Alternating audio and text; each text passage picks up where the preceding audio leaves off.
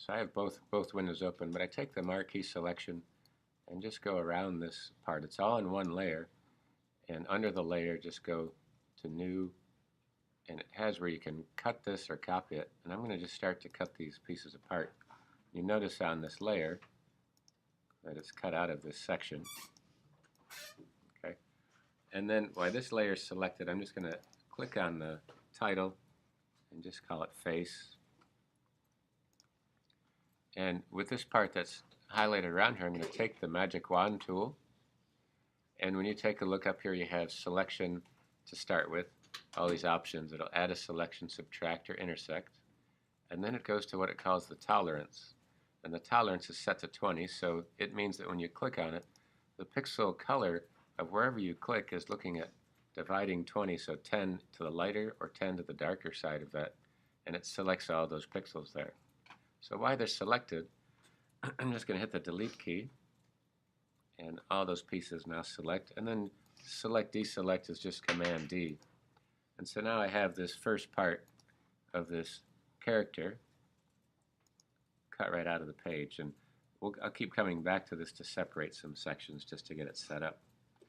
And once you have this, you can go to File and Save. Okay, your file's on your desktop. I'll save this on my particular location here. So at least you have the beginning part of this.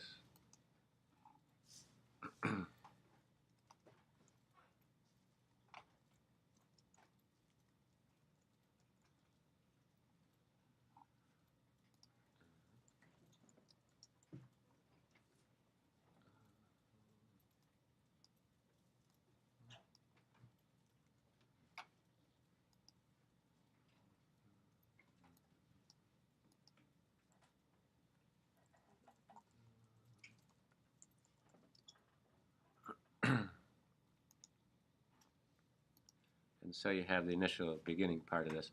The other section, as you zoom in, if you haven't done this too often, is that you have the magnifying glass to help you navigate around. If you click inside, it has the options up at the top, but it's also with the Option key that reduces this to the minus, lets you subtract it. If you click around a piece, it'll zoom into that section. And if you drag it, it'll zoom right close to it. So this part, you're just kind of going into the blueberry. And if you want to get to the whole page, you can double-click the hand tool, and it puts everything back on the screen. The hand tool just allows you to click as long as everything's in there, move around, and you can access that by the space bar as well. Okay. So just take the magnifying glass and scroll over to this blueberry part. And this is what you want to create with the elliptical tool.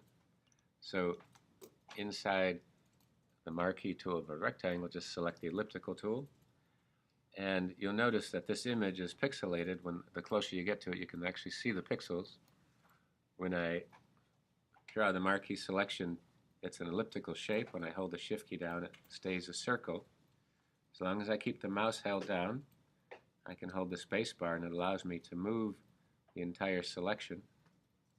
Let go of the space bar, I still have the Shift key down, and just try to get as much of that blueberry. And you'll notice that you'll get some of the white pixels and some of the blue and some of the gray, but that's mainly where you're trying to get to. And this is on one layer as you take a look at it.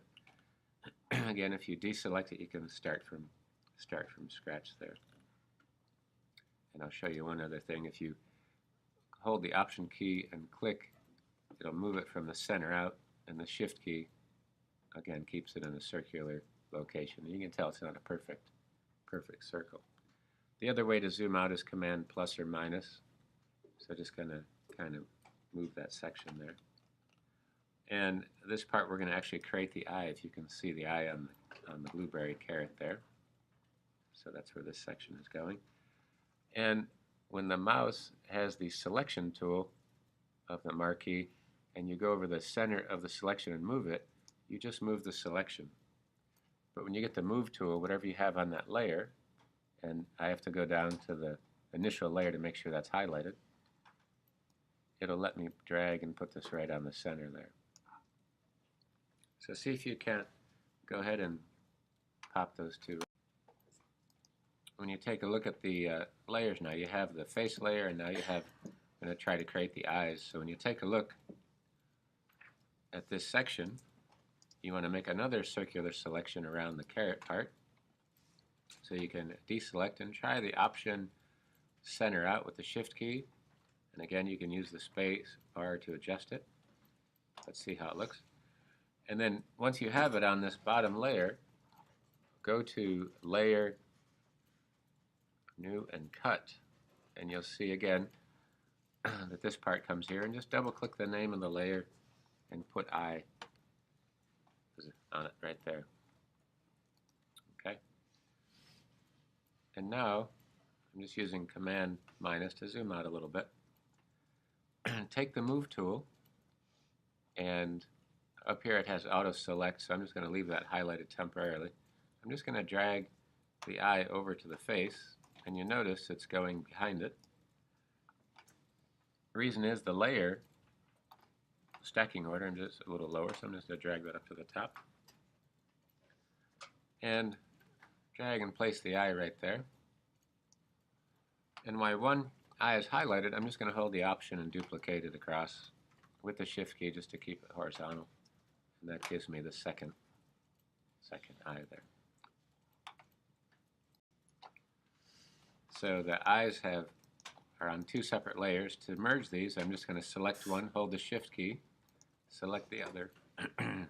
In the menu that's here, you'll see that you have the section to merge layers, and that shows right to the edge. And if you want to modify the title, just double click and highlight the text. Okay, so that makes it pretty easy for that section.